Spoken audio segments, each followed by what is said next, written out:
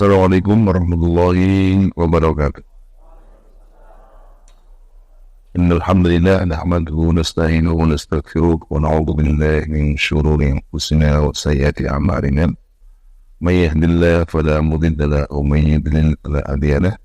Asyhadu an la ilaha illallah wahdahu la syarika lahu wa asyhadu anna Muhammadan 'abduhu wa rasuluhu la nabiyya ba'dahu. Allahumma salli wa sallim wa barik ala sayyidina wa habibina maulana Muhammadin wa ala alihi wa sahbihi wa tabi'in bi ihsan ila yaumiddin. Amma ba'du. Alhamdulillah, segala puji kita panjatkan ke Allah Subhanahu wa taala, dan Allah Subhanahu wa taala yang memberikan kepada kita semua nikmat tak terhingga, tak terbatas, tak terhitung jumlahnya. Termasuk nikmat paling besar adalah iman dan Islam. Maka sepantasnya kita memuji kesayangan dan bersyukur atas semua nikmatnya. Karena perjuangan kita Rasulullah Sallallahu Alaihi Wasallam serta keluarganya, para sahabatnya dan seluruh pengikutnya hingga yaumil kiamah. Para asatid, para juga pengurus masjid, ya, para hadirin jamaah yang Allah SWT. Pagi ini saya diminta oleh Ustaz Dodi, ya, Okrim, yang biasa mengisi tafsir di sini. Cuman mungkin menggantikan ke sekali, mungkin barangkali karena kesempatan saya datang sini, sehingga diminta untuk menyampaikan. Terimalah. Baik. Saya sampaikan sedikit ini ya, jadi surah Al-Lail. Saya akan menyampaikan surah Al-Lail. Ini nama surahnya itu Al-Lail, ya, karena diawali dengan kata Wal-Lail.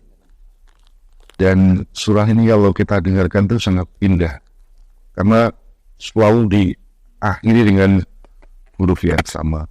Wal-Laili idza yaghsha, Wal-Laili idza yaghsha, Wan-Nahari idza tajalla, وما خلق الذكر والأنثى إن سعيكم لشتى فأما من أعطى واتقى وصدق بالحسنى فسنيسره لليسرى وأما من بخل واستغنى وكذب بالحسنى فسنيسره للعسرى وَمَا يُغْنِي عَنْهُ مَالُهُ إِذَا تَرَدَّى.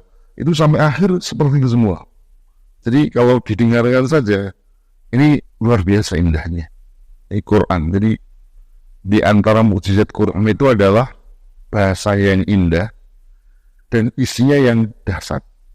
Biasanya kalau manusia biasa itu, kalau ingin bahasanya indah, kadang isinya kurang. Atau kalau isinya kurang, bahasanya kadang-kadang tidak bisa indah. Makanya kalau kita lihat tulisan manusia, orang itu, kalau sajak atau puisi, karena dia lebih pada keindahannya, isinya kurang. Tapi kalau tulisan-tulisan ilmiah, mungkin isinya sangat mendalam, tapi nggak bisa diungkapkan dengan bahasa yang indah. Nah, Quran itu dua-duanya, bahasanya indah, pilihan katanya tepat, dan isinya sangat mendalam. Nah, coba nanti kita kaji surat yang saya bacain. Ayat ini diawali dengan kata sumpah, dengan huruf sumpah. Wa, huruf waw, wal-laili, demi malam. Wal-laili idza yaghsha, demi malam ketika menutupi. Wan-nahari idza tajalla, ketika, dan demi siang apabila itu ketika dia terang benderang. Wan-nahari idza tajalla, wa ma khalaqa dzakara wal unsa, dan demi, ini ada dua penafsiran, yang menciptakan laki-laki dan perempuan. Ada juga yang mengatakan wa ma khalaqa dzakara wal unsa, dan demi penciptaan laki-laki dan perempuan. Ayat ini diawali dengan kata sumpah, huruf waw tadi. Dan bahasa Arab memang ada namanya harful qasam, jadi huruf-huruf yang digunakan untuk sumpah, yaitu huruf waw, huruf ta dan huruf ba. Wallahi, demi Allah. Allahu, demi Allah. Billahi, demi Allah juga. Nah, kata huruf seperti ini untuk menggantikan kata sumpah. Uksin, saya bersumpah. Seperti juga dalam bahasa Indonesia, kata sumpah itu biasanya digunakan untuk menegaskan sesuatu. Sesuatu itu ditegaskan. Nah, biasanya kalau ada orang yang diajak bicara itu cenderung atau diperkirakan akan mengingkari, orang tidak percaya, maka diberikan sumpah supaya percaya. Kalau cuman saya membawa buku, mungkin biasa saja. Tapi kalau orang itu ada kemungkinan menolak, maka diberikan takkid, ya. Misalnya qad qama Zaidun, sungguh Zaidun berdiri. Tapi kalau ada kemungkinan orang itu, kalau tadi ragu, kalau orang itu sampai ada pengingkaran, maka diberikan dua tambahan. Inna Zaidan laqaim, sungguhnya Zaid itu benar-benar telah berdiri. Jadi ada dua. Nah, ayat ini kalau kita lihat itu ada sumpah, sampai ada juga inna di situ. Nanti inna sa'yakum, ada lagi huruf lam di situ, penegas lagi lasabta. Jadi ada berapa? Ada sumpahnya saja ada 3, lalu ada ditambah dengan kata inna, lalu ditambah dengan kata lam tidak atau lam muzahlah pada ini juga untuk memberikan takkid. Jadi ada ada 5. Ini menunjukkan bahwa perkara itu juga perkara yang serius. Kalau perkaranya itu perkara yang biasa-biasa saja, itu nggak mungkin sampai sumpah. Saya baru beli martabak, nggak perlu sumpah. Martabak aja sampai sumpah. Demi Allah, saya benar-benar membeli martabak. Mungkin. Mesti itu perkara yang besar yang disumpahkan itu. Nah, ini Allah juga demikian ketika diawali dengan kata sumpah, menunjukkan bahwa perkara yang disampaikan itu perkara yang besar. Dan Allah dalam ayat ini bersumpah dengan 3. Wal-laili idza yaghsha, demi malam ketika dia menutupi. Wan-nahari idza tajalla, dan demi siang ketika terang benderang. Wa ma khalaqad dzakara wal unsa, dan demi penciptaan laki-laki dan perempuan, sampai 3 kali sumpah. Nah, saya tidak terangkan nanti sedikit-sedikit kata per kata, tapi saya ingin memberikan penjelasan lebih global saja karena waktunya agak terbatas. Inna sa'yakum lasyatta, dan sesungguhnya benar-benar usaha atau amal kamu itu lasyat, muhtalik, berbeda-beda, bervariasi, bermacam-macam. Jadi perkara yang hendak disampaikan dalam ayat ini adalah sesungguhnya usaha kamu, amal kalian itu berbeda-beda, bermacam-macam. Coba nanti kita lihat apa macamnya, baru kemudian disebutkan dalam ayat berikutnya. Fa'amma man a'ta wattaqo, maka barang siapa yang atau memberikan. Tidak disebutkan memberikan apa, bisa memberikan harta, bisa memberikan ilmu. Fa'amma man a'ta wattaqo, dan bertakwa. Wasaddaqa bil husna, dan membenarkan yang husna. Husna itu bisa dalam tafsir disebutkan bisa berarti al-jannah, surga, bisa berarti at-tauhid, al-kalimah hasanah, yakni kalimat tauhid di situ, al-kalimah thayyibah. Ada juga di Indonesia juga dimaksud dengan jazaul hasanah, balasan kebaikan. Siapa yang mau memberikan sebagian hartanya untuk kebaikan, untuk memberikan ilmu dan takwa, serta membenarkan al-husna, jannah, tauhid, maka fasam yassiru lil yusra, maka kami akan memberikan kepadanya kemudahan, kami memudahkan dia untuk mendapatkan kemudahan. Kemudahan juga bisa berarti surga di situ. Wa amma man bakhila wastaghna, dan siapa yang bakhil dan dia itu merasa dirinya cukup, wa kadzdzaba bil husna, dan mendustakan al husna, ya tadi al-kalimah at-thayyibah, al-jannah, al-millah hasanah, ini Islam itu sendiri. Fasanuyassiru lil yusra, kami mudahkan dia untuk mendapatkan kemudahan, ingin mendapatkan surga. Itu secara global. Sekarang mau saya terangkan sedikit-sedikit. Ayat ini diawali dengan kata sumpah, wal laili idza yaghsha wan nahari idza tajalla. Saudara Allah Ta'ala, kalau kita bersumpah itu mesti menggunakan perkara yang agung. Oleh karena itu manusia seperti kita ini tidak boleh bersumpah kecuali dengan nama Allah. Billah, Allah, demi Allah. Tidak boleh dengan yang lain. Karena yang paling agung bagi manusia adalah Allah Subhanahu wa Ta'ala. Tidak boleh kita sumpah dengan yang lain. Demi negeri, demi bangsa, demi orang tua. Nah, di dalam Quran Allah bersumpah walail demi malam. Lalu Allah bersumpah dengan yang lain, terserah Allah. Oh, Allah yang punya kata Tuhan. Gitu. Dan tentu saja ketika Allah SWT menyebutkan sesuatu, itu juga menunjukkan perkara yang disebutkan itu perkara yang besar, perkara yang istimewa. Yang itu juga ketika kita renungkan, itu menunjukkan kebesaran dan keagungan Allah Subhanahu wa Ta'ala. Walaili idza yaghsha, demi malam yang menutupi. Coba kita perhatikan malam.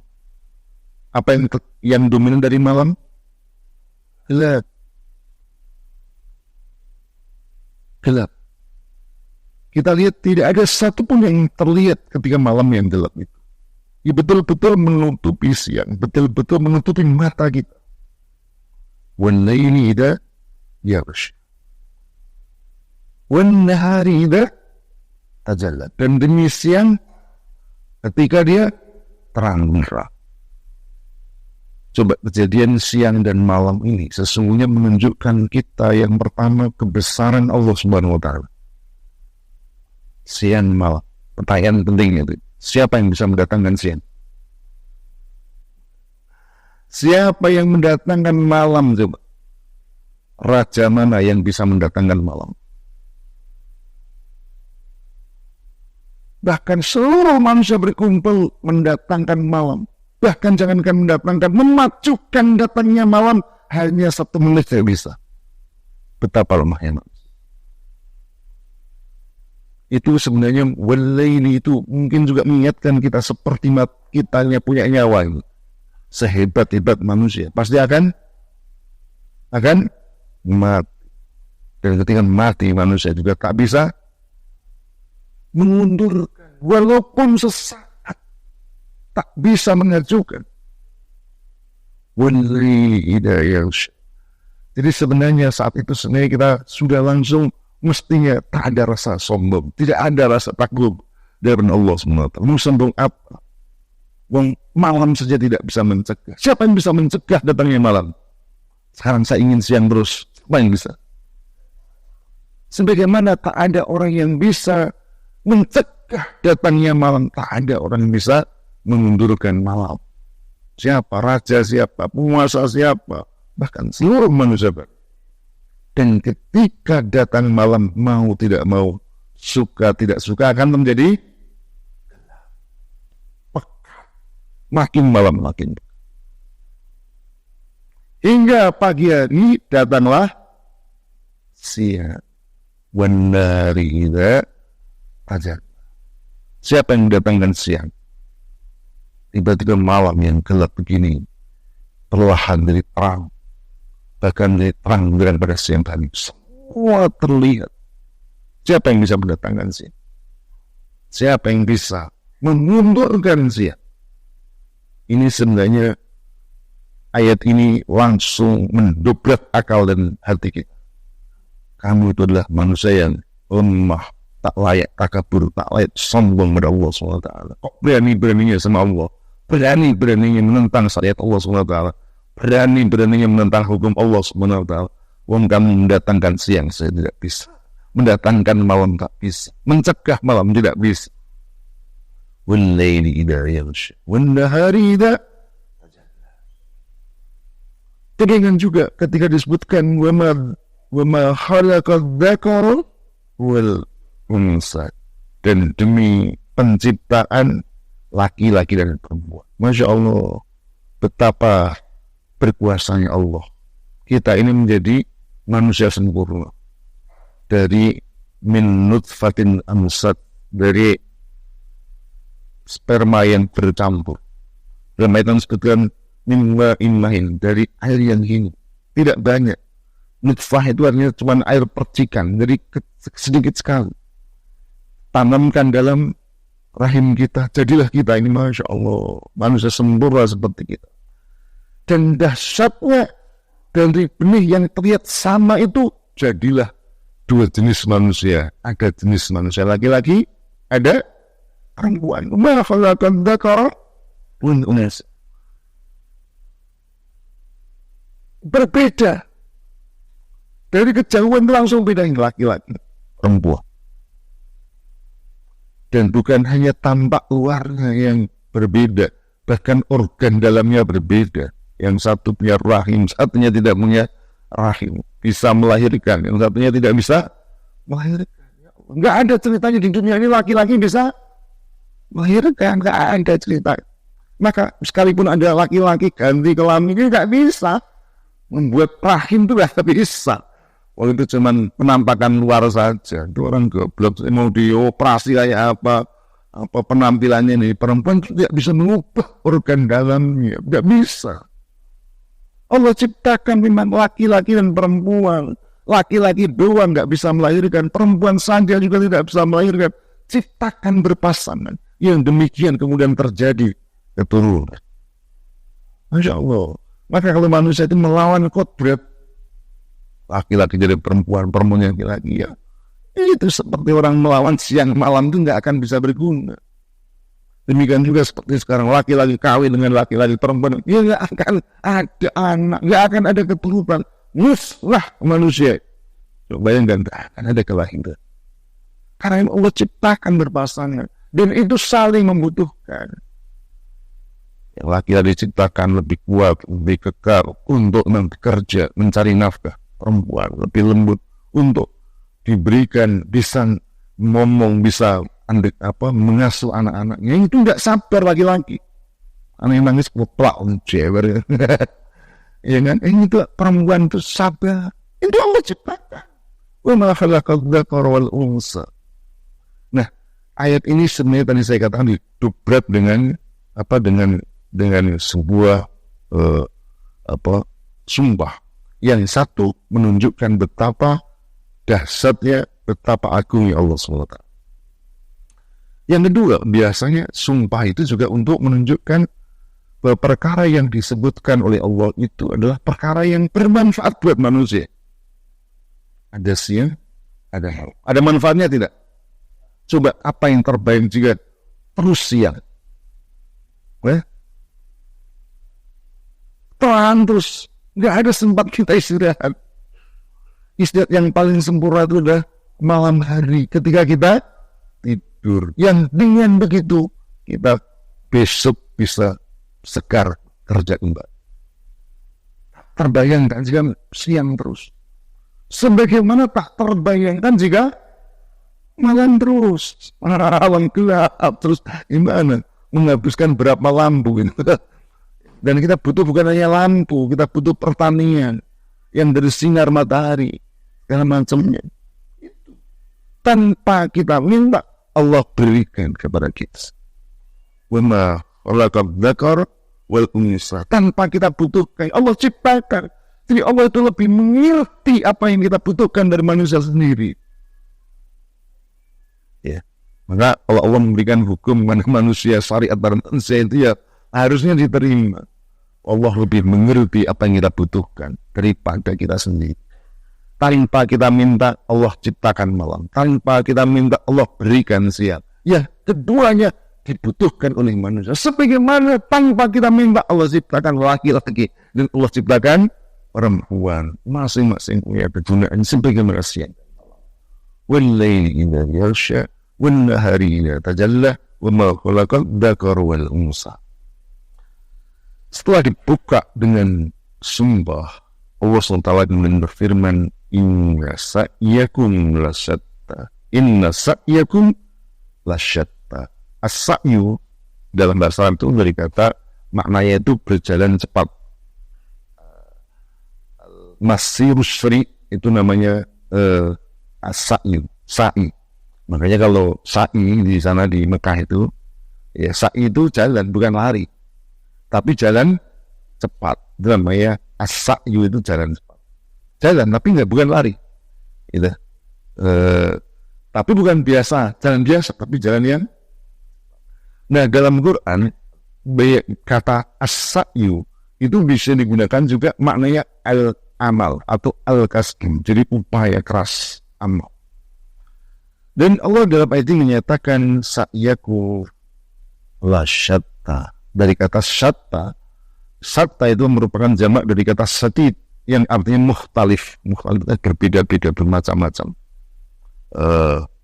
Itu Allah menegaskan di awal bahwa amal manusia itu bermacam-macam, berbeda-beda.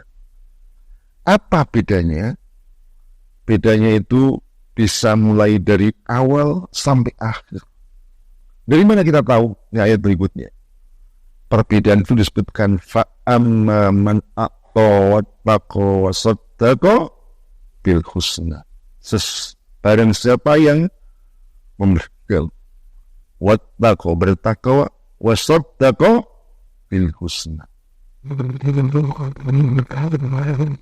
Berbeda dengan ayat berikutnya, bahkan berlawanan.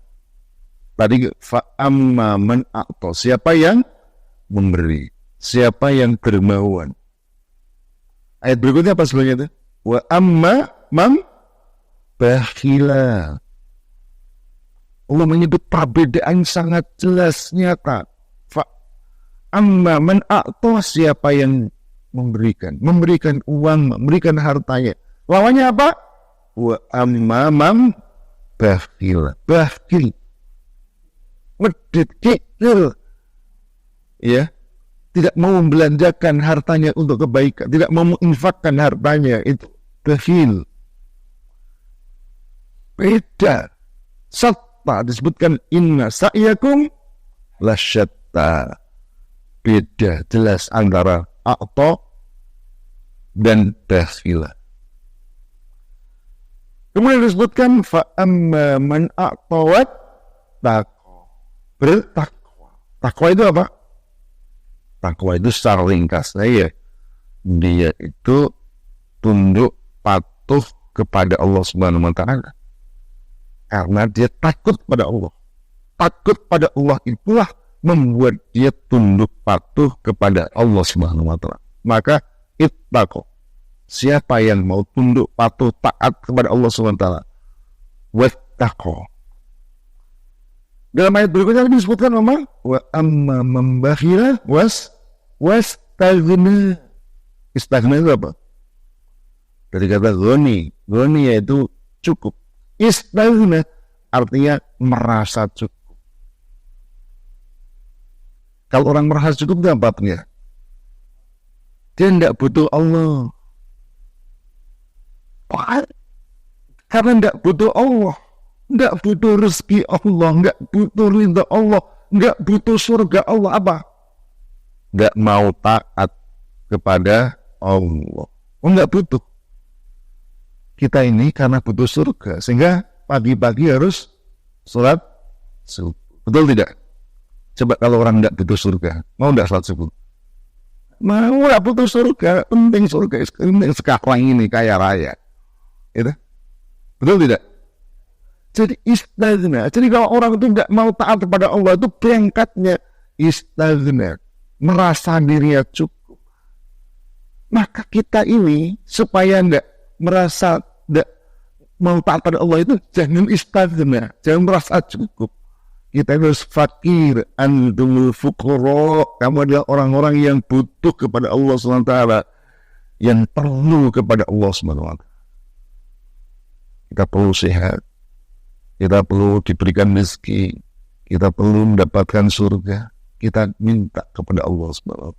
Kalau orang masa ngapain? Enggak berat.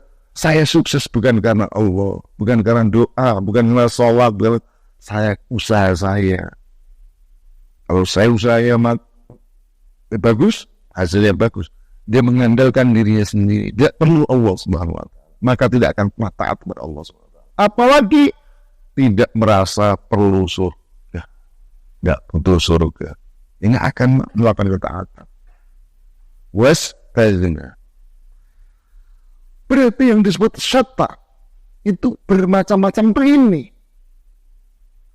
Karena yang satu itu mau memberi, dermawan, satunya satunya mau taat, yang satunya ahli maksiat. Kemudian juga didudukkan dalam itu wasaddaqa bil husna, membenarkan al husna. Ada yang mengatakan al millatul husna, yakni Islam. Ada yang mengatakan itu adalah al jannah, ya. Ada juga al hasanah ba'daha, beberapa nafsiran, tapi itu hampir mirip saja. Membenarkan surga, saddaqa bil husna, kita ambil itu aja misalnya, membenarkan Islam, membenarkan surga. Satunya wa kadzdzaba bil husna, mendustakan. Jadi berbeda. Lawan katanya saddaqa, lawan katanya apa? Kadzdzaba. Saddaqa membenarkan, meyakini, mengakui kebenarannya. Wa kadzdzaba, kadzdzaba apa? Mendustakan, menganggap berita dari Allah itu dusta, tidak benar. Berarti ayat-ayat ini menjelaskan kepada kita tentang amal yang berbeda itu syatta. Karena amal itu berbeda, maka kemudian ayat berikutnya fasan yassiruhu lil yusra, maka kami berikan kemudahan baginya, kami mudahkan dia untuk mendapatkan kemudahan, yakni surga. Jadi kalau amalnya seperti itu, hasilnya jelas surga. Habis sebaliknya, kalau amalnya wa amman bakhila wastaghna wa kadzdzaba bil husna fasan yassiru lil usra, mendapat kesulitan, itulah neraka. Jadi, hadirin Allah Ta'ala, ayat ini memberitakan kepada kita amal yang berbeda itu menghasilkan hasil yang berbeda. Jalan yang berbeda menghasilkan tujuan yang berbeda. Syatta. Apa hubungannya dengan apa namanya? Dengan sumpah di awal.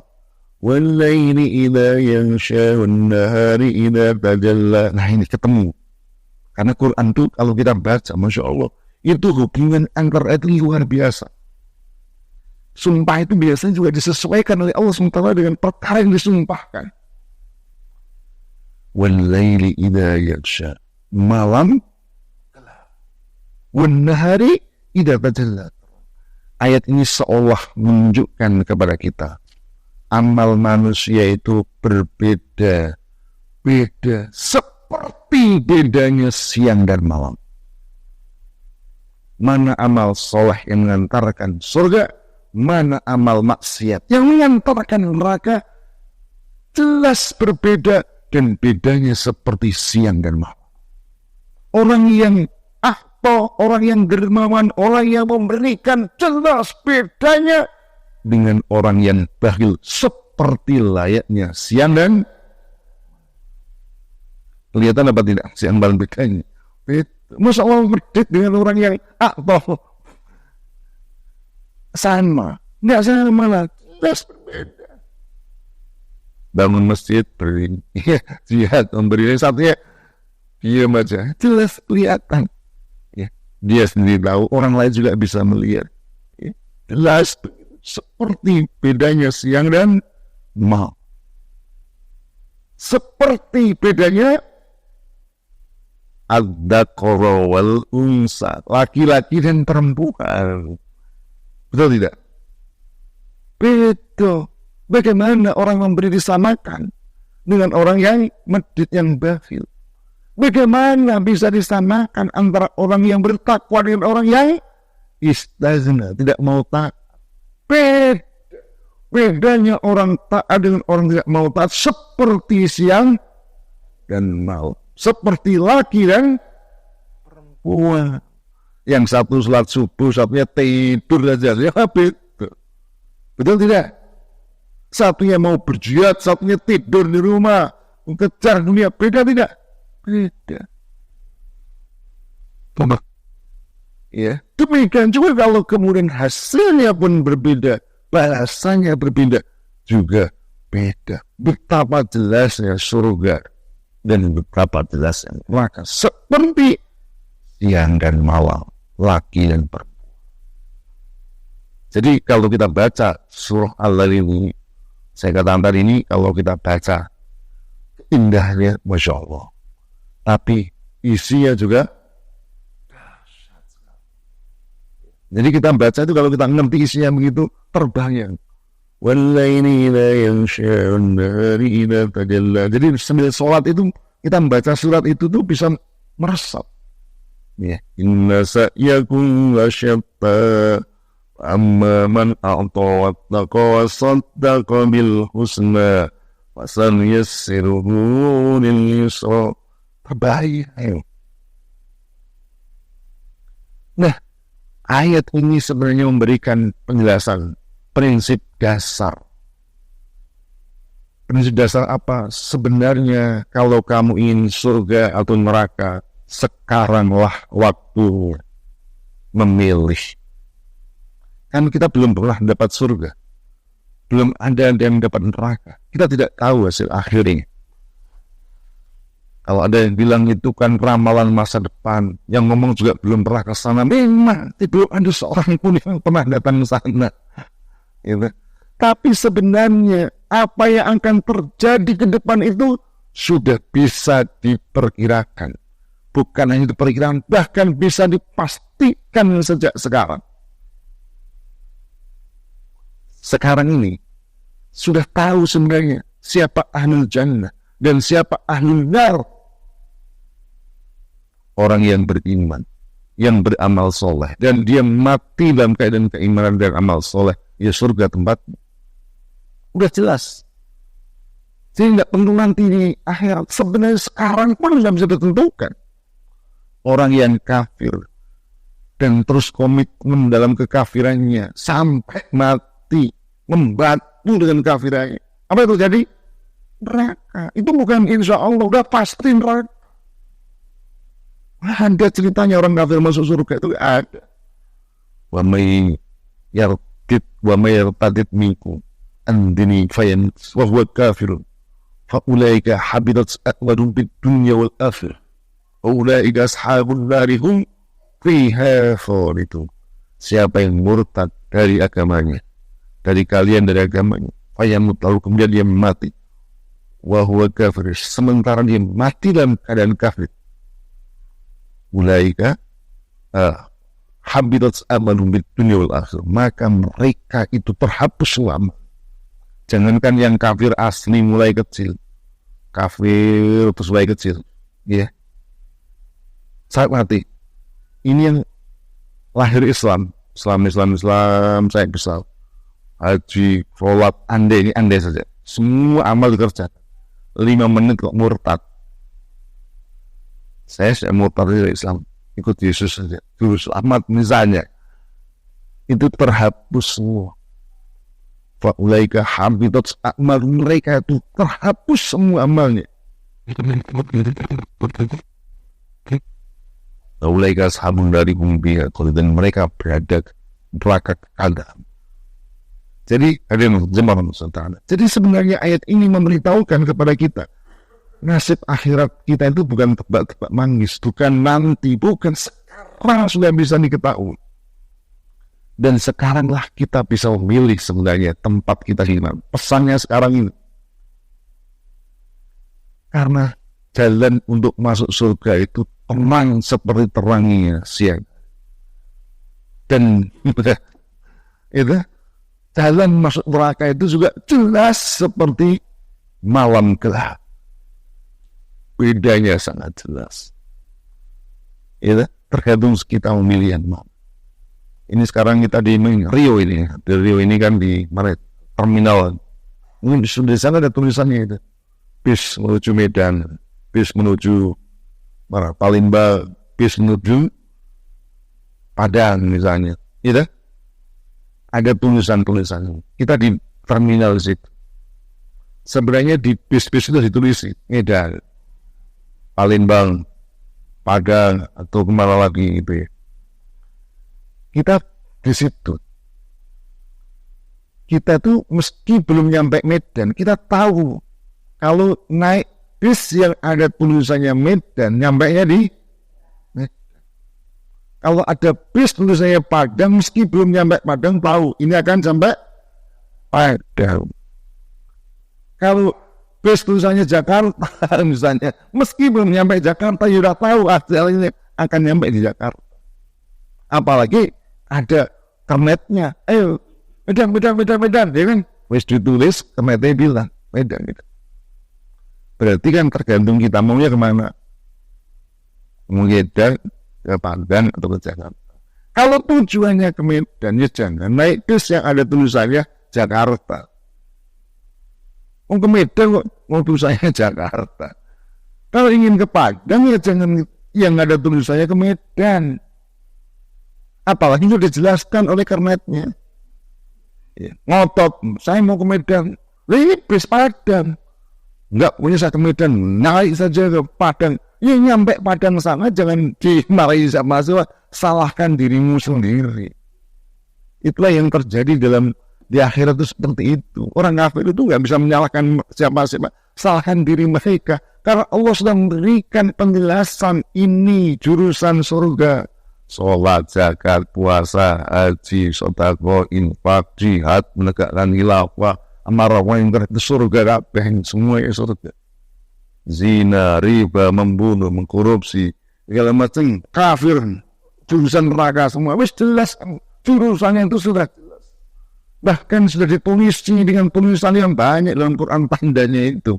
Kok masih ngotot? Nah, bukan ramalan, ini kepastian. Oh, Allah pasti benar beritanya. Kan belum terjadi. Semua itu banyak yang belum terjadi, tapi belum terjadi itu ada yang pasti. Kita berdiri di atas rel, ada kereta. Mungkin 100 meter lagi. Belum tertabrak, kok buktinya tidak apa-apa. Ya sebentar lagi, terus ya, kalau udah tabrak, mas kamu baru menyesal. Mengapa? Tadi saya nggak percaya. Loh, udah jelas-jelas ada kereta 2 meter kelihatan dari sini kok masih nggak apa-apa, nggak terasa. Buktinya kereta nggak ngapa-ngapain. Ya itu orang bodoh. Betul tidak? Kereta udah jelas. Sama dengan mereka itu di depan kita tuh udah jelas. Gitu. Tapi kan tidak kelihatan tuh sama. Yang memberitahu itu informasi Allah Subhanahu Wa Taala yang menciptakan langit bumi ini, yang menciptakan siang dan malam ini, yang manusia tidak mampu untuk menciptakan. Bagaimana kamu tidak yakin dengan Allah Subhanahu Wa Taala? Maka ayat ini lalu kemudian setelah itu kemudian inna sa'yakum lasyatta, lalu kemudian apa disebutkan wa amman bakhila wastagna wa kadzdzaba bil husna fasan yassiru lil usra wa ma yughni anhu maluhu idza taradda. Malmu, hartamu itu sudah tidak akan bermanfaat lagi ketika kamu sudah mati. Kan sebenarnya kalau kita lihat orang itu mengapa merasa dirinya cukup, itu biasanya itu karena punya harta. Kenapa orang sombong? Itu biasa soal harta. Apalagi hartanya sudah triliunan begitu, wah bisa menguasai dunia. Merasa dia tidak butuh lagi Allah Subhanahu Wa Taala. Tapi itu semua nggak akan berguna. Meski kamu punya uang puluhan triliun, ratusan triliun, tidak akan bisa menolong kamu. Datang malaikat mencabut nyawamu, mati. Tidak ada cerita. Bahkan panglima tentara yang kemudian dikelilingi para prajurit-prajuritnya tidak sanggup dia mencegah datangnya malaikat maut mencabut nyawamu. Habis. Hadirin jemaah yang Allah. Jadi maka sebenarnya sekarang itu berbagai macam ide-ide yang mengabur-ngaburkan kita itu sebenarnya sangat jauh dengan Islam. Misalnya ada ungkapan apa? Ya kita jangan mengklaim lah, gitu ya. Merasa masuk surga sendiri, punya kunci surga. Loh, dalam hal seperti ini kita tidak merasa punya kunci surga. Kita itu hanya menjelaskan yang punya surga Allah. Dan Allah sudah menjelaskan kepada kita dengan jelas, dengan terang. Kilo caranya kalau mau, ini caranya kalau mau surga. Ya teruslah yang punya dong membuat kaidah-kaidah seperti itu. Oh jangankan kau masuk surga, masuk perguruan tinggi aja ada syaratnya, betul tidak? Syaratnya yang buat siapa? Ini perguruan tinggi nggak bisa kamu sendiri menurut kamu harus bayar 1 juta. Enggak pak, saya cuma bayarnya 100.000 itu tolong. Saya ijazahnya SD, nggak bisa. Enggak, kalau ini masuk S1, ijazah SMA. Nggak bisa buat ketentuan sendiri, itu hanya perguruan tinggi. Itu hanya sekolah. Lah surga, kamu sendiri yang menetapkan. Yang penting, pokoknya baik dengan tetangga, tidak mencuri, tidak suar, tidak apa-apa. Terus ketentuan dari mana? Seperti kamu yang punya surga aja, buat ketentuan-ketentuan sendiri. Yang punya ketentuan Allah Subhanahu wa Ta'ala. Nah, makanya sekarang ini kalau tadi saya katakan banyak orang yang seperti itu. Maka dalam Quran itu kalau kita lihat ya, pilihan kita itu harusnya sekarang ini karena udah jelas. Misalnya disebut la yastawi ashabun nari wa ashabul jannah. Beda antara penghuni surga dengan penghuni neraka. Beda antara yang buta dengan orang yang melek. Beda orang yang mukmin dengan orang yang fasik. Banyak dalam Quran yang menjelaskan seperti itu. Nah, kalau sudah seperti itu, bagaimana mungkin kita menyamakan, menganggap tidak ada beda orang Islam, orang Kristen? Gimana ceritanya? Kok kamu yang menyamakan? Baik, itu yang dapat sampaikan. Moga-moga bermanfaat. Mungkin kalau ada yang mau disampaikan, ada waktu sedikit. Ya, moga-moga.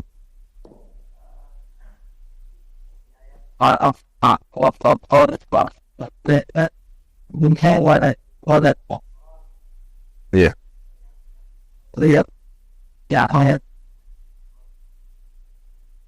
Begini, yang ini gini ada beberapa penjelasan. Fasan yassiruhu lil yusra. Kami mudahkan kepadanya untuk mendapatkan kemudahan. Kemudian kami akan mudahkan fasal yassiru lil usra. Tafsir yang pertama, al yusra adalah surga, al jannah. Ya.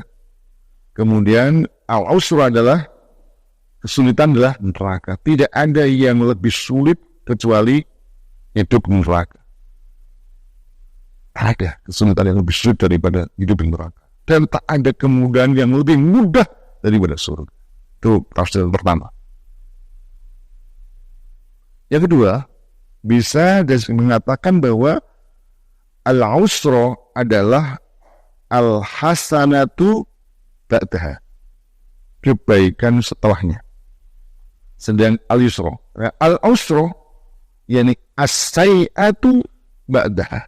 Jadi al-hasanah ba'daha artinya kebaikan sesudahnya. Kalau al-yusra itu adalah as-sayi'atu ba'daha. Kemudahan atau kesalahan kejahatan sesudahnya. Begini penjelasannya. Siapa yang memberikan, siapa yang bertaat, dan siapa yang benar, Allah akan berikan kemudahan untuk kebaikan sesudahnya. Menurut para ulama, ini adalah janji Allah SWT kepada orang yang melakukan kebaikan, maka akan dimudahkan Allah untuk melakukan kebaikan sesudahnya. Gini, orang yang sholat ya, coba kita lihat di luar sana, banyak orang yang tidak sholat. Tahu ditanya itu sholat berat enggak? Sebenarnya enggak berat, apa sih beratnya? Orang cuma berdiri, rukuk, sujud, enggak ada beratnya sama sekali. Kecuali kalau membawa satu kintal, itu agak berat. Rukuk berat sekali. Ini enggak, cuma berdiri, rukuk, ringan sekali. gitu. Tapi untuk sholat itu berat.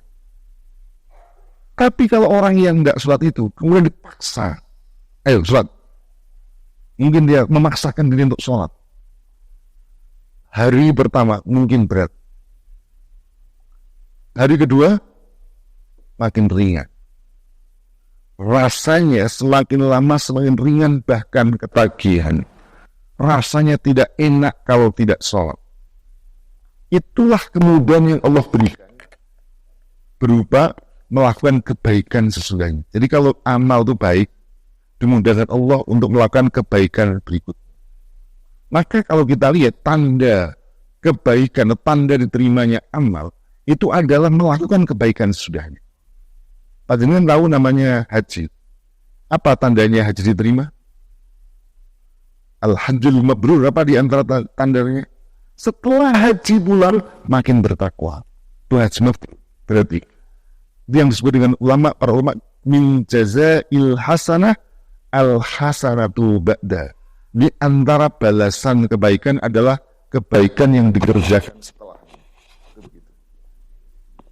Jadi maka makin bertakwa.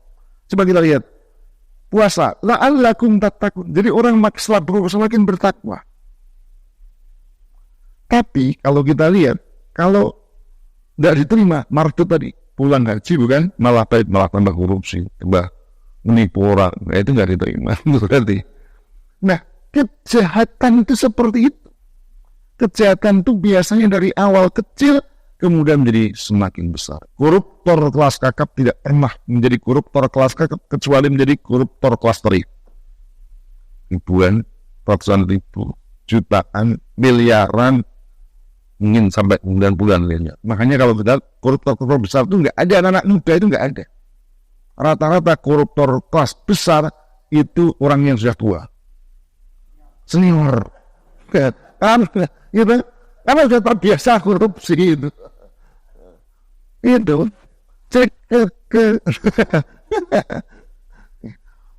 kejahatan itu dari yang kecil. Nggak ada orang langsung berzina, itu nggak ada. Lihat dulu, ngobrol dulu, nyepi dulu, berduaan dulu, buka baju dulu, baru kemudian zina. Nggak ada ceritanya orang zina di tengah keramaian, itu nggak ada. Tiba-tiba zina, itu nggak mungkin ada. Gitu? Itu mesti diawali dengan pelanggaran kecil, lalu kemudian membesar sampai kemudian melakukan sebuah kejahatan. Itu as-say'ah min uqubati say'ah as-say'atu ba'daha. Di antara hukuman keburukan atau kejahatan adalah kejahatan sesudahnya. Maka ayat ini sebenarnya fasanya janji Allah. Kita melakukan kebaikan yang itu akan diberikan taufik untuk melakukan kebaikan selanjutnya. Tapi kalau kita sudah berani melakukan kejahatan, maka lebih mudah untuk melakukan kejahatan berikutnya, bahkan lebih besar. Kuncinya itu seperti dalam ayat yang lain disebutkan, falamma zaghu azaghallahu. Ketika mereka berpaling, azaghallahu, Allah memalingkan mereka. Jadi mereka berpaling dulu, tidak tiba-tiba dipalingkan oleh Allah. Berpaling dulu, paling. Ini makanya kalau orang kafir, orang dolim itu bukan diciptakan Allah, enggak. Dia dolim dulu. Allah menghukum kedolimannya dengan memudahkan dia untuk melakukan kedoliman. Misalnya dalam ayat yang lain, fi qulubihim maradun fazadahumullahu maradun. Di dalam hatinya ada penyakit. Baru Allah menambah penyakit. Jadi bukan tiba-tiba Allah kasih penyakit, enggak. Fi qulubihim maradun, ada kekufuran, ada kemunafikan, dan berbagai macam penyakit hati di dalam dirinya. Allah kemudian menambah sebagai hukuman atas penyakit hati yang dia punya tadi. Itu gitu. Makanya kita harus memisahkan diri, tidak berani melakukan kemaksiatan sekecil apapun. Karena itu bisa jadi pembuka untuk melakukan kemaksiatan lebih besar dan seterusnya. Dan tidak menutup kemungkinan dari kemaksiatan kecil itulah sampai pada murtad. Orang yang murtad itu juga tidak tiba-tiba murtad. Itu mesti Allah kesalahan sebelumnya. Tidak tiba-tiba. Ibarat air bendungan itu tiba-tiba langsung jebol. Itu tererosi. Sedikit-sedikit yang tidak terasa. Tiba-tiba jebol. Maka kalau orang-orang murtad itu tidak tiba-tiba itu. Mesti ada sesuatu yang membuat dia itu murtad. Itu ada. Enggak ujub-ujub, enggak ada. Fasanuyassiruhu lil usr. Maka tadi saya katakan kita berusaha yang melakukan yang baik, Allah mudahkan yang sampai kemudian kita merasa lezat untuk melakukan kebaikan. Jadi kalau sudah kan sama dengan tadi dimudahkan melakukan kejahatan, sama dengan kita melakukan kebaikan. Lama-lama kalau kita kerjakan kebaikan itu kita merasa lezat, sholat itu lezat, baca Quran lezat, dakwah lezat, gitu lezat. Asal lezat itu sebenarnya yang kita juga cari dalam melakukan amal soleh. Kalau sudah merasa lezat, Masya Allah, bangun malam, salat malam, lezat, enak melakukan amal soleh, tidak merasa beban. Ketika sudah fasanuyassiruhu lil yusra, orang memberikan infak sedikit, Masya Allah, besok lagi tambah lagi, lezat, lama-lama memberi itu. Kalau orang yang bakhil memberi itu kehilangan, sedih kehilangan barang. Tapi kalau orang sudah biasa memberikan, sebagai justru kebahagiaannya adalah memberi. Masya Allah, alhamdulillah, memberikan orang lain, orang itu senang, orang miskin bisa, alhamdulillah, gembira. Sampai di situ kalau sudah merasa lezat, mudah melakukan kebaikan. Itu makna ya. Ya. Bagaimana pada ekspert terhadap itu yang kata tidak dengan takut repot atau tak siap biaya anak, dan bagaimana ada ekspert terhadap itu tadi berkan. Ya gini ya, jadi ya gini aja. Jadi soal punya anak dan sesuatu kan pilihan pribadi sebenarnya. Dan bisa jadi mungkin ada alasan-alasan yang kita tidak harus disamakan. Mungkin jadi orang yang sudah tua, dia istrinya meninggal, misalnya dia udah tua, namun dia masih butuh istri. Karena laki-laki itu ya butuh ada yang merawat. Nggak mungkin anaknya merawat itu. Contoh yang paling mudah misalnya mencuci pakaian dalamnya itu kan mungkin kalau anak kan tidak mau atau beratan. Kalau istri kan mau misalnya gitu. Mungkin sehingga dia hanya butuh istri, tidak butuh anak dari dia. Boleh saja. Ya, kalau asal saya seperti itu. Yang jadi masalah itu sebenarnya adalah mengkampanyekan itu. Bahwa kalau punya anak repot segala macam itu yang mengkampanye. Nah, itu sebenarnya karena sebenarnya bagian dari pernikahan itu adalah memiliki anak yang soleh. Dan itulah sebenarnya yang diminta oleh kita. Karena bagaimana kalau orang muslim itu mestinya nggak akan merasa repot punya anak. Karena apa? Di antara pahala yang masih mengalir tatkala sudah meninggal adalah waladun sholihun yad'ulah, anak soleh yang mendoakan diri. Senang, makin banyak anak, makin banyak yang mendoakan. Sebenarnya waladun sholihun ini. Jadi makanya kalau kita lihat itu nggak akan merasa berat gitu. Punya anak segala macam. Tapi tadi tentu ada yang sifatnya pribadi, tentu banyak macam, mungkin faktor kesehatan, ada juga faktor kesehatan, ada faktor ini itu mungkin ada, tidak bisa disamakan. Tapi yang bermasalah adalah ketika kemudian itu dikampanyekan, enak nggak punya anak, terus kamu jadi anak itu dulu lewat apa? Kok kamu sekarang ada itu loh yang mengkampanyekan nggak punya anak? Kamu dulunya kalau bapak ibumu juga nggak punya anak, gimana kamu ada apa enggak? Coba kalau orang nggak seperti itu, cuman mau enaknya saja. Baik, kadang-kadang orang itu hanya enak sebentar, tapi sebenarnya lupa dengan kenikmatan Allah SWT yang jauh lebih besar. Baik, saya kira itu ya. Cukup saya kira ya. Udah 6:30. Ya, baik, kita doa kepada Allah SWT. Semoga Allah SWT memberikan kepada kita semua kebaikan, kemudahan, kelancaran, barokah, dan ilmu bermanfaat. A'udzubillahi minasyaitonir rajim. Allahumma shalli wa sallim ala sayyidina Muhammad wa ala alihi wasallam. Ya Rabbana lakal hamdu kama yanbaghi li jallikal karim ya Rasulullah. Allahumma shalli wa sallim ala sayyidina Muhammadin sallallahu alaihi wasallam jamilah walil afat wa takmil biha jami'al hamd wa tahmid jami'as sayyid darquna bi indaka a'la darajat وتبلغنا بها الصلوات جميع الخيرات والحياة بعد الموت. ربنا اغفر لنا ذنوبنا كفر عنا سيئات الأبرار أبرار. ربنا وآتنا ما وعدتنا على رسلك وتخزنا يوم القيامة إنك لا تخلف الميعاد. اللهم إنا نسألك علما نافعا ورزقا طيبا وعملا متقبلا يا الله. اللهم أدنى حق وحق وارزقنا اتباعه وأدنى الباطل بدل النعمة يا الله. اللهم إنا على ذكرك وشكرك وحسن عبادتك. اللهم إنا نسألك الهدى والتقى والفضيلة. اللهم إنا نسألك حسن الخاتمة ونعوذ من شر الخاتمة. اللهم اختمنا بالخير من الإسلام بالإيمان بقول لا إله إلا الله رسول الله. اللهم اجعل عملنا يا الله عملا صالحا متقبلا خالصا وجها موافقا لأحكامك يا الله.